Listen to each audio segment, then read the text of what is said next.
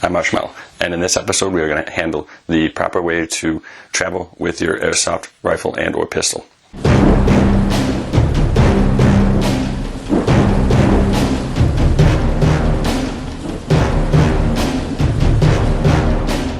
Before we get into that, if you could please hit that subscribe button, hit the like, leave your comment. The feedback is very important to me, and it can help me better produce material for you, the viewers.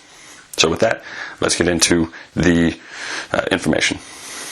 Recently I did have a trip out to California where I had to do this very thing of traveling with my airsoft rifle and pistol. TSA has their own set of rules to handle this. Now, technically, these airsoft rifles and whatever you're going to end up using like that fall under the firearms rules. Now, what do you need to do with that? First and foremost, you need to have a hard, lockable case. So you're going to want to have a case that can have external locks. I used just a simple Maxpedition one that I bought when they were on sale. It's a combination style. That way I don't have to worry about losing a key. The second is as far as in the case. Now, you could put 2, 3, 10. You could put as many rifles in there that it could fit. I would advise against that. These cases are going to be handled by your baggage carriers. It could be tossed, it could be thrown, etc., and it's very possible that they could get damaged. Just note that there is a weight constraint. Each airline is different. Some, I think, are up to 50 pounds as a standard, but something that you're going to want to research into. I would try to steer away from just overpacking it for your sake. Now you could get something like a pluck foam, like I did, that can hold that right in place and secure it on its low journey. Also with the constraint is just know that the case size will also matter. There's a certain square inches overall that is allowed. Now the one that I bought, I'll put it up on screen here, that is the biggest case that I could get that fell under the maximum size before I would end up having to pay an additional fee. Make sure that when you're packing your rifle that it is completely cleared of BBs. Sometimes a hop-up can have residual BBs in there and whatnot, so just make sure you thoroughly inspect it before you go. That with the BB in there, they would consider that a loaded firearm, and you can get in trouble very quickly. Also, as far as the contents that you can put in there, they do allow you to put your magazines in there, and you can put other items as well. Just no loose batteries. So those, if you're an AEG user like I am, so those LiPo batteries, they cannot go into that case. They need to go on your carry-on. But if you're gonna have like your flashlight attachments, your optics, etc., as long as that battery is inside of that specific item, you're okay. When you get to the airport, you need to claim it as a firearm. So when you get to your check bag, you go to get your ticket. When you go to that counter, you will be telling the individual, I need to declare a firearm.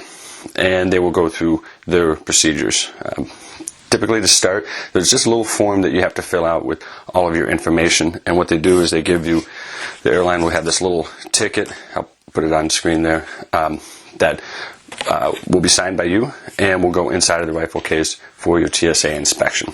And on the outside, they'll probably vary by airlines again, but they'll have this big ticket on the outside that they will put on the handle showing that that needs to go to the baggage claim office. These won't be on your turnstiles when you go get your check bag because of the fact of it being a firearm. So you'll need to go to that actual office to pick it up.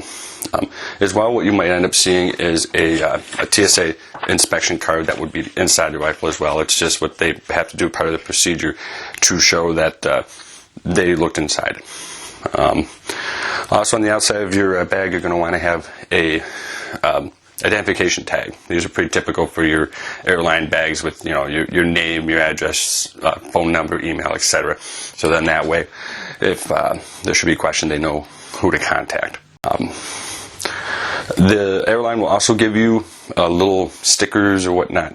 You'll give them that plus your ID, and you'll be good to go.